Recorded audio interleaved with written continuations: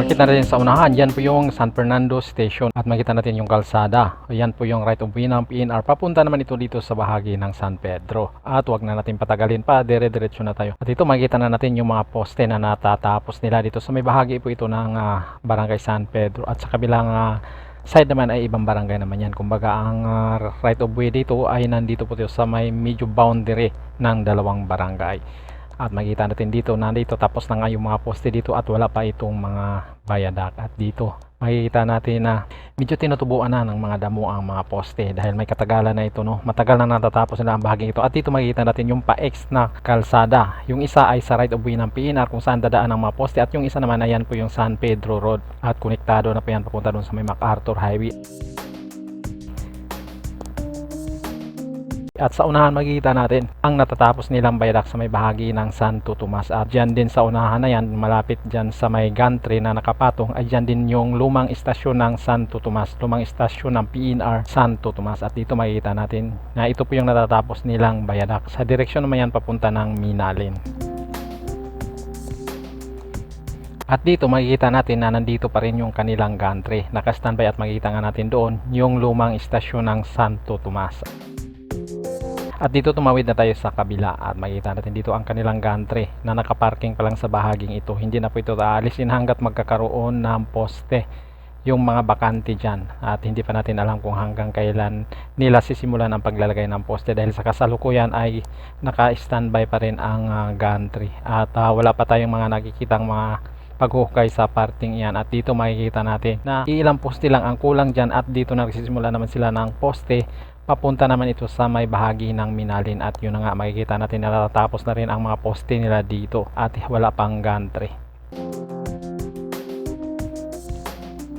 At yan makikita natin dito na mayroon na rin silang nakalagay dito na mga nakatayo ng mga rebars, no? At ang bahaging ito, ang ginagawa nila dito ay magtatayo sila dito ng substation or mga battery post. So dito ilalagay yung mga electrical na gamit nila dito, mga battery. So dito nila ilalagay sa may substation.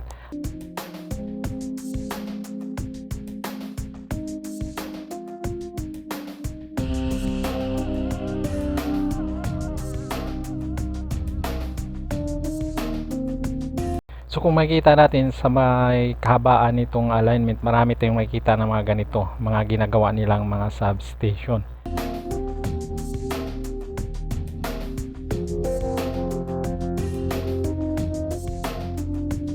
At dito makikita natin na yan, maglalagay na sila dito ng mga poste. Para sa makikita natin ay mga maliliit lang ang mga poste ginagamit nila para dito sa gagawin nilang structure ng substation.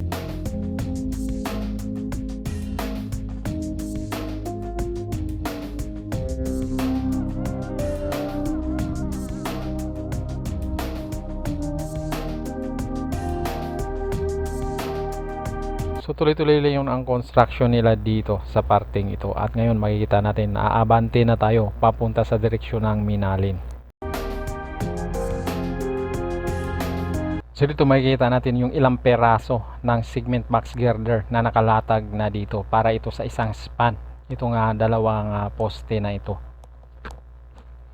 At aabante na tayo, papunta tayo sa direksyon ng south. At dito makikita natin na matagal na natin nakikita ang parting ito na dito na nakalatag na itong mga box girder nila para sa bubuuhing viaduct dito dahil doon nga sa kanilang casting yard ay umaapaw na, napuno na yung kanilang casting yard, no, dahil sa dami ng na-cast nila na mga box girder.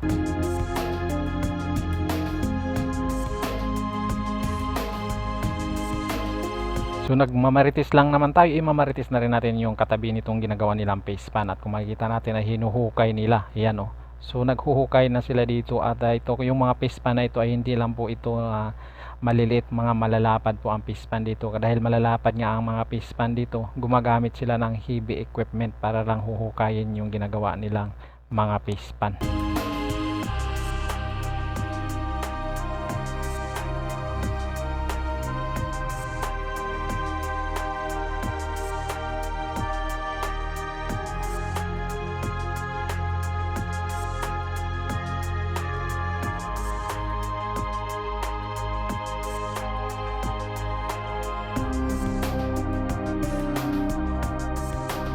Yan, so tuloy-tuloy lang po tayo, papunta tayong south sa direksyon na papunta ng Minalin. At yan, makikita nga natin dito yung mga poste at mga nakalatag na box girder.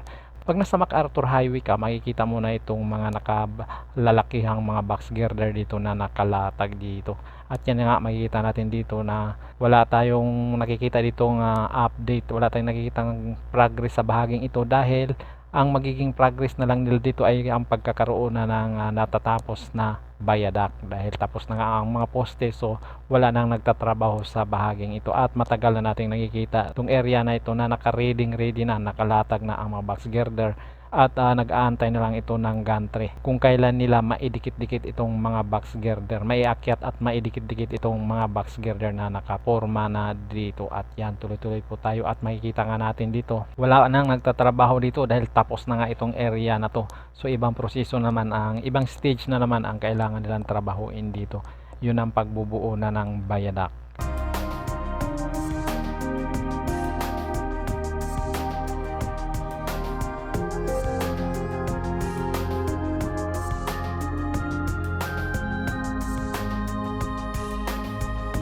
Yan, makikita nga natin dito na wala nang problema dito pagdating sa construction, no? So masasabi natin na tapos na ang bahaging ito sa pagdating sa construction dito, kaya wala na tayong aasahan na may makikita pa dito na magiging progress, kundi ang magiging progress nandito kung kailan nila maiakyat itong mga segment box girder. So yan ang aabangan natin dahil last year pa itong mga parte na ito ay nakalatag na itong mga box girder sa bahaging ito.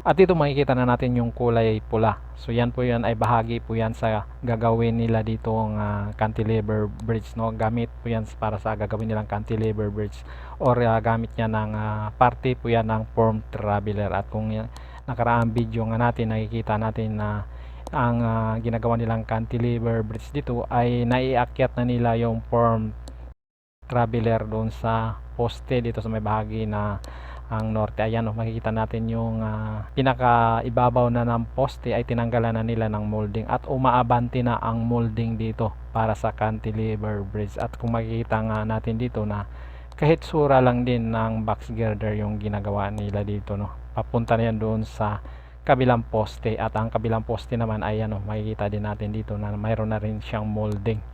So binubuo na rin yung pinakaibabaw ng support nitong cantilever bridge, no? Para magtuloy-tuloy na itong pagtawid dito sa may bahagi ng ilog. At yan,